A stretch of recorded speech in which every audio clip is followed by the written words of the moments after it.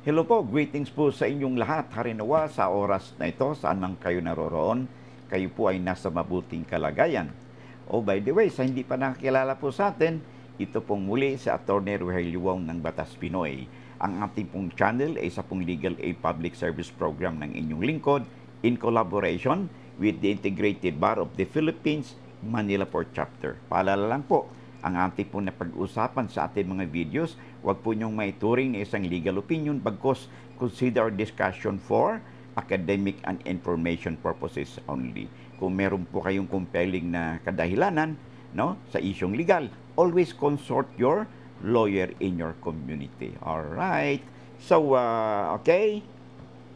So, paki-ano naman po, sa mga baguhan pa lang, kung hindi pa nag-subscribe, paki-click po ang subscribe, share, and like buttons po natin. Of course, yung notification bell upang sa ganun, pag meron po tayong mga update sa ating video, ay duly informed po kayo at wala po kayong mamimiss sa ating na pag-usapan. Kasi po, sabi nga natin palagi, di ba? Ay lamang na ang may alam sa batas. Okay? At bukod po dyan, isa po sa mga advokasya po natin dito sa ating channel. At ay ma-spread out po natin ang legal na kaalaman o impormasyon sa ating mga kababayan all over, not only dito po sa ating bansa, kundi sa iba't ibang panig po ng mundo na kung saan marami po tayong mga kababayan na andun, mga OFWs po natin, mga immigrants po natin, o yung ating mga kababayan na naging citizens na sa ibang bansa, tulad dyan sa USA, Canada, at saka sa Europe. Okay? So, at of course, dito rin sa Asia, So, para din sila, meron silang kaakibat na impormasyon. Okay? Kaya paki-share po yung ating mga videos kasi po ang ating pong advokasya kasi ay the more na may alam tayo tungkol sa batas, we will be able to contribute to the peace ng ating lipunan, ng ating peace of mind, ating kapwa-tao at ating relasyon sa ating pamalaan, sa ating community, Kasi po, malalaman natin kung ano ba yung ating rights, duties, and obligations. Kaya pag alam natin yun, syempre, alam natin at the tendency is susunod po tayo sa batas at alituntunin ng ating community. At pag ganito, less problema, less conflict of the law. Pag may conflict of the law kasi tayo, syempre po mayroong nandyan yung inconvenience, magastos, At siyempre, stressful din po yun. Okay? Kaya napakamahalaga na at least kahit paano ay meron tayong kaalaman, kahit na basic man lang sa mga batas po natin.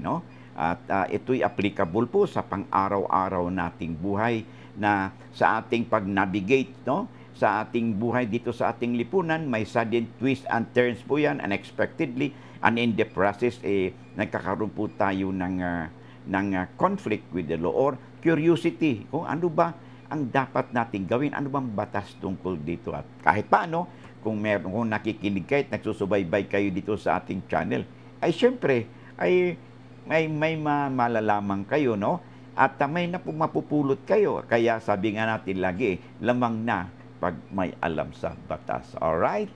So, bago tayo magpatuloy, mayroon lang po akong ipopromote sa inyo, At sana ay matangkilik po ninyo ito. Meron po tayong librong sinulat. Ito po siya. Ang title po ay Legal Handbook, Daily Law Companion for All.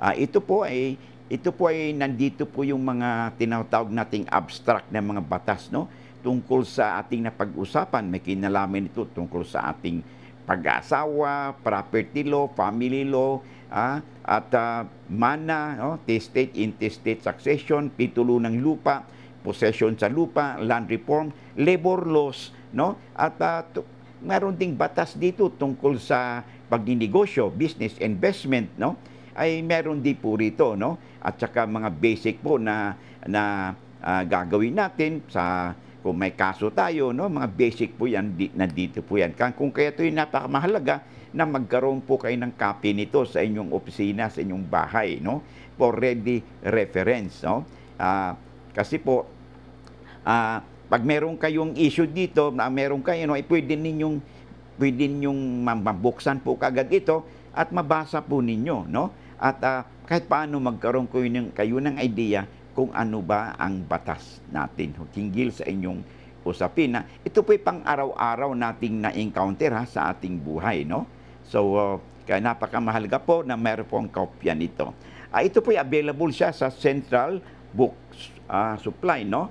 Ay meron po silang branches sa Quezon City, Makati, Cebu, Davao, Manila at sa Mandaluyong. Pwede din po kayong umorder ng sa kanilang website, no? Free delivery po, no? Pag dito sa Metro Manila, okay? Ang kanila po nga puntahan, maaari niyong i-visit ang kanilang website, www.central.com.ph, okay? So, i-navigate na lang po niyo doon at pwede po kayong mamimili ng mga libro, no? Mga law books. Ang Central Books po, no? Ay ito po ay leading store ng mga law books dito sa Pilipinas, no? Kaya marami po kayong makukuha, no? Mabibili mga libro doon, no? Pag binisita po ninyo ang kanilang website. Of course, huwag kaligtan, hanapin po ang ating libro, Legal Handbook, Daily Companion for All. Ibig sabihin yan, kahit na sino po, may legal background man o wala, o mga lawyers, pwede pong magamit ito as their ready reference, no? Kung mayroon man po silang dapat malaman tungkol sa isang basic lang, no? Tungkol sa batas. Okay? So, okay, sana magkaroon po kayo ng kopya nito. Okay? Hardbound po siya, no? Hardbound, no? So, this will last a long time. Then, mayroon po tayong isa pang libro na ganon din, no? Of course, ito po is intended only for lawyers, no? Ito po yung tinatawag natin CIPRA, Code of Professional Responsibilities and Accountability of Lawyers. So ito po pinaka-Bible po ng lawyers, no? At ito po dito nakasaad kung paano ang conduct po, ang norms ng isang abogado sa ating lipunan. At dito po nakikita ang mga rules natin at accountability, no? Kung sakali mang may paglabag na gagawin ang isang abogado sa kanyang pagsiservisyo, no? At bilang officer of the court. Alright? Available din po ito sa Central Bookstore at naka-hardbound din po siya. And of course, pwede nyo siyang ma-search, no? Sa kanilang website na ating binasa. Basahin ko ulit.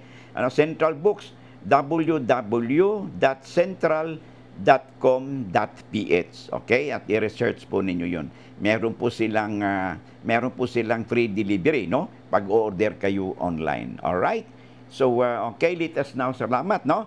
At let us now proceed, no? Sa ating discussion. Alright. So, ang ating pong bigyan daan, no? Sa ating episode na ito ay may kinalaman sa sulat sa atin ni Leticia. Itago na lang po natin siyang Leticia P. Okay. Sabi niya, attorney, sabi niya, question. Ako ay panganay. 11 daw silang magkakapatid. Ako po ang nagbayad ng lupa, pero pinangalan sa tatay ko. Ako po ay nagpatayo ng bahay. Sino ang may-ari sa lupa at bahay? O, yun pong tanong niya sa atin. Alam mo, Leticia, ay kung napakinggan mo ang mga videos natin tungkol dito sa kahintulad na question mo, ay magkakaroon ka ng idea or kasagutan kahit paano, no, sa inyong katanungan. Okay? Kasi ito pong palagi nating sinasabi, no, bago natin tatalakayin ito, yung mga hindi po natin masisisi kung bakit na nagkakaroon ng problema ang ating mga kababayan tungkol dito sa pagbili ng lupa. Ito ay karaniwan nangyayari sa mga OFWs, okay? Na kung saan dahil sila ay nasa abroad, may bibilin silang property that hindi daw sila makauwi sa Pilipinas, ang ginagawa ay ipapangalan nila sa kanilang mga magulang, sa kapatid, o kaibigan o kamag-anak yung lupa na kanilang binili. Kasi may tiwala sila. Tsaka for convenience nga naman kasi para na daw hindi sila uuwi sa Pilipinas. Para magpirmahan lang ng dokumento. Usually, ang tawag po nito ay kaya nila pinangalan ay dahil for convenience, no?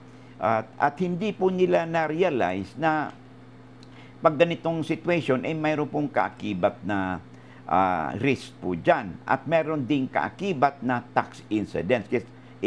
Kasi tandaan po natin, pag tayo'y may property at inilipat natin ito, mayroon po yan tax consequence.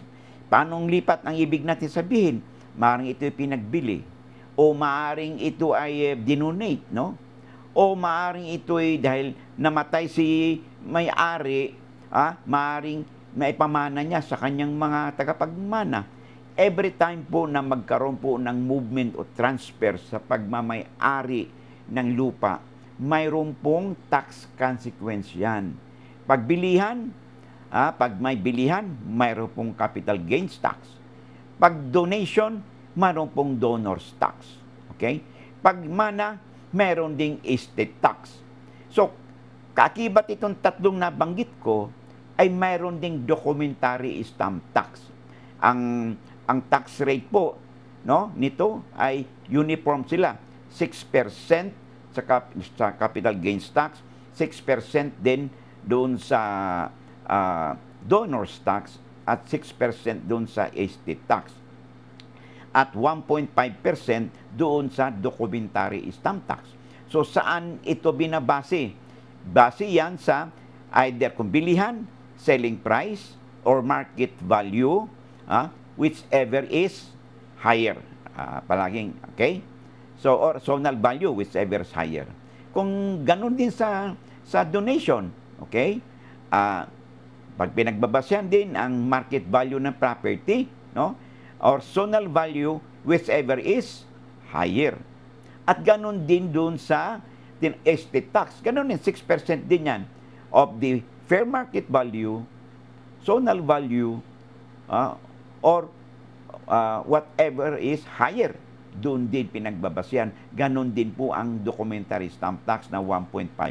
Sa makatuwid, pag nagkaroon ng lipatan ng property, ay automatic po yan, mag-compute kayo ng 7.5% na ibabudget po ninyo sa taxes, no? Dahil lang sa paglipat, okay?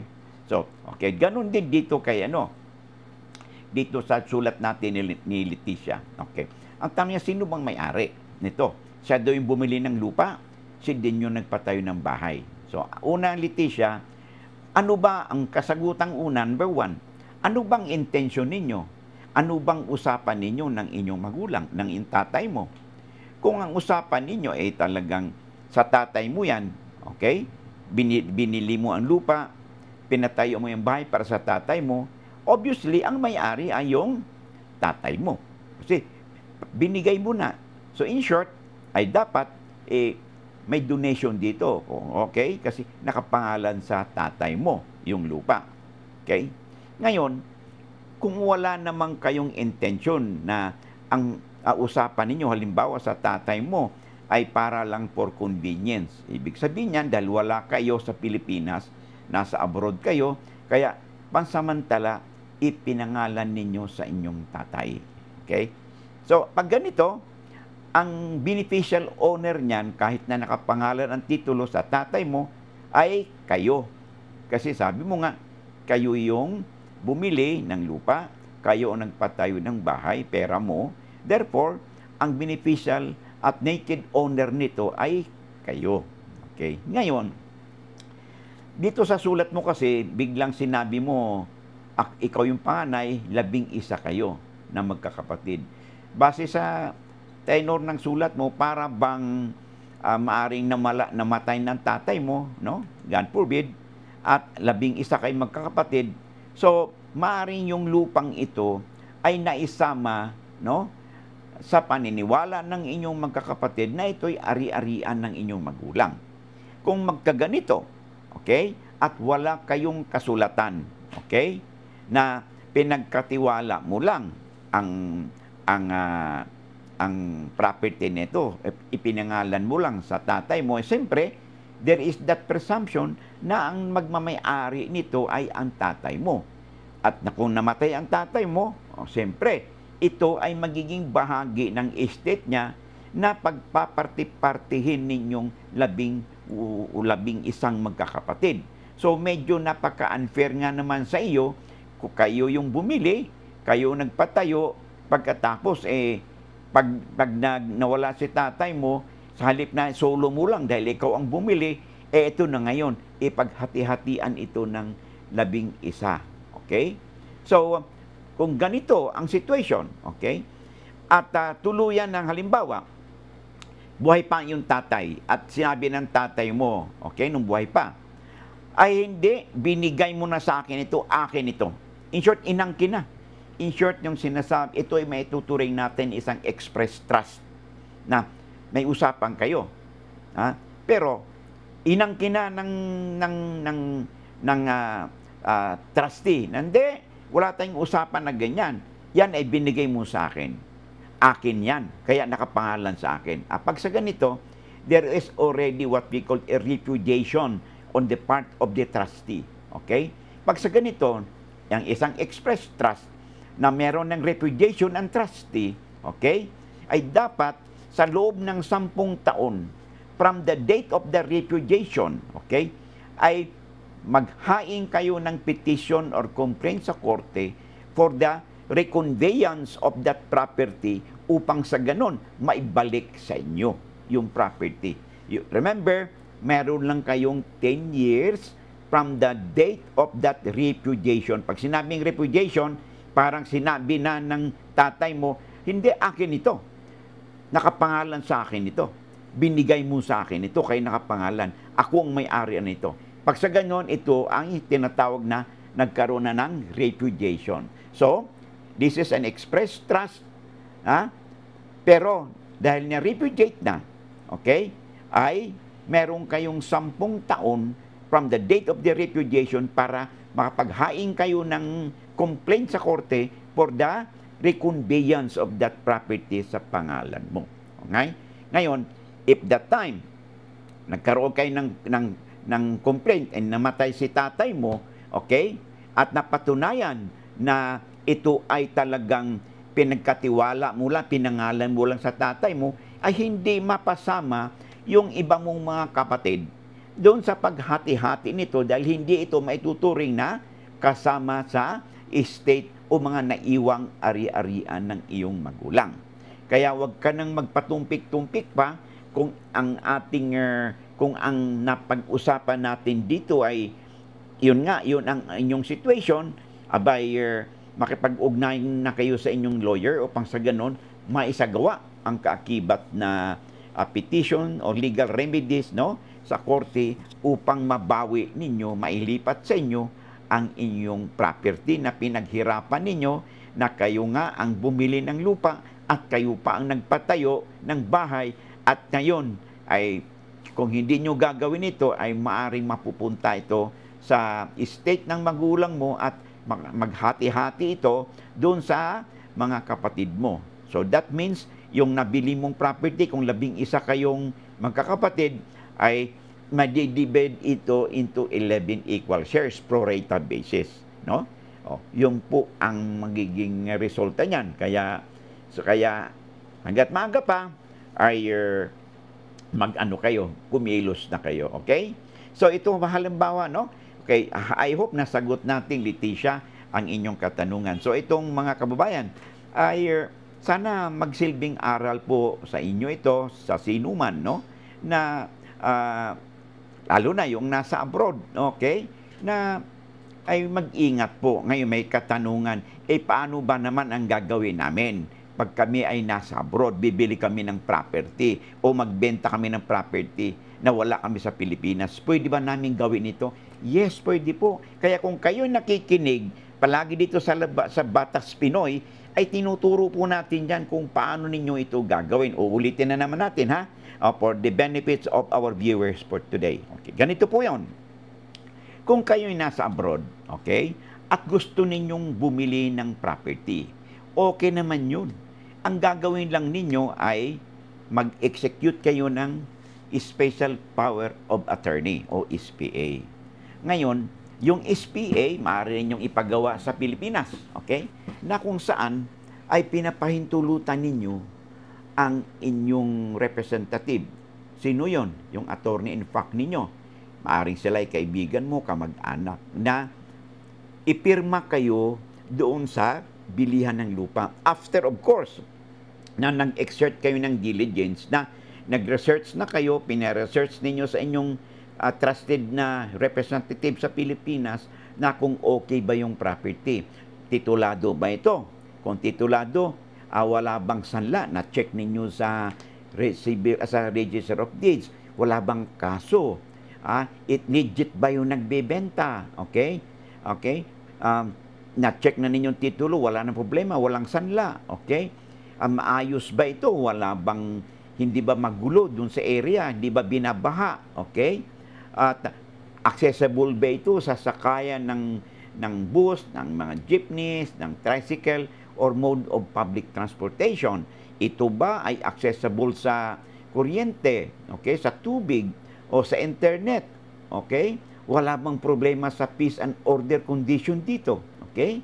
So pag sa ganun, sigurado na kayo, okay, nag-exert na kayo ng due diligence, yun nga, magpagawa kayo ng SPA sa lawyer ninyo dito sa Pilipinas. Okay? Ngayon, pag meron kayong hard copies ng SPA na yan, ipa-courier ninyo doon sa inyong bansa kung saan kayo naroroon.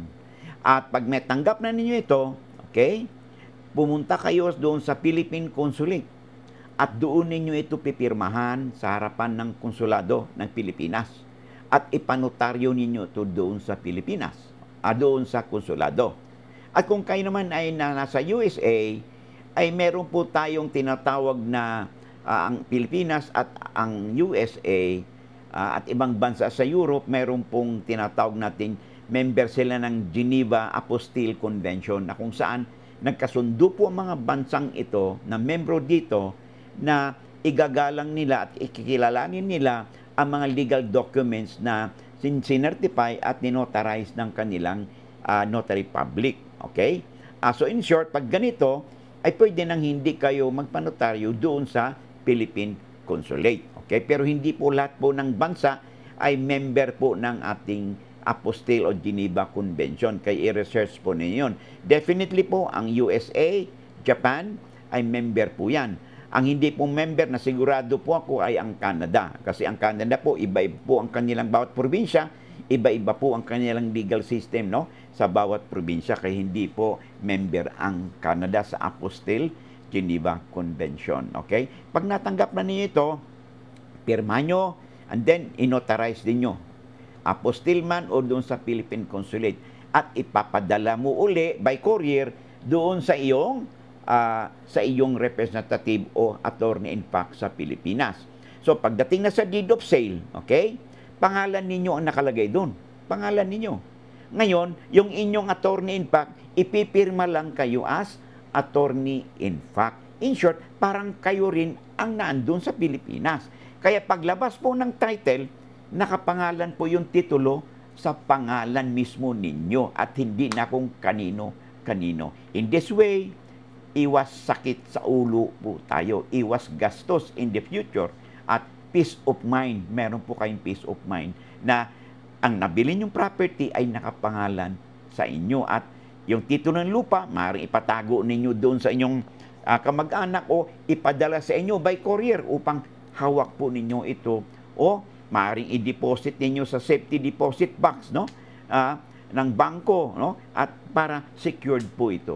Okay? So, yan po ang ating gagawin. Ganun din po ang proseso more or less kung kayo ay magbebenta ng property sa Pilipinas. Kahit wala kayo doon, ay pwede pa rin yung gawin sa pamamagitan ng proseso na pinaliwanag natin earlier. Okay? So, yun po ang inyong gagawin. So, sinasabi ko na nga sa inyo, lamang na ang may alam sa batas. Alam na ninyo ito. So, alam ninyo kung saan kayo lalagay pag kayo ay na being confronted with this kind of situation at maiwasan natin yung sinapit ng ating mga kababayan, no? So, siguro, Leticia, kung napanood mo yung mga videos po natin, marami na po tayong videos na ginawa tungkol po dito, no? So, swerte yung nakapanood at marami pong nagme-message sa atin na ay marami silang natutunan at nag-benefits po sila sa mga mga tinatalakay po natin, no? So harinawa, no, this will again be a lesson, no, for our kababayans, no, na bago kayo bumili ng lupa, of course, ay mas mabuti na yung may alam tayo. Kasi iba na yung pag bumili tayo ng lupa kasi, or any property for that matter, ay hindi po yan tulad ng candy lamang na bibili mo sa sari-sari store. Pag mayroon po tayong lupa, ay lifetime savings po yan, no? At mayroon pong kaakibat na risk, no? Pag hindi po tayo nag-iingat. Okay? So I hope, no, itong sa episode nito ay marami po tayong natutunan, no? At hanggang dito na muna tayo at again, maraming salamat, no, doon sa mga nagtangkilik po sa ating mga videos. At saka, of course, yung mga baguhan pa lang, hanawas. At saka pag may replay naman po ito, mag-subscribe and share kayo, and like, no? Lalo pa sa hindi pa nag-subscribe upang sa ganun, mapasama po tayo sa algorithm ng YouTube, no? At malagay po ang ating mga videos sa prominent pages, no? Upang marami po makapag-share, no, sa ating videos. Okay? So hanggang dito lang muna tayo, no? At maraming salamat, no? Greetings po sa inyong lahat. Iba-iba po ang time zones. Aniniwa, anytime, every time mapapanood po ninyo ito, kayo po ay nasa mabuting kalagayan. Okay? Hanggang dito na lamang at see you in the next live streamer or in the next video po natin. Maraming salamat at keep well. Bye-bye.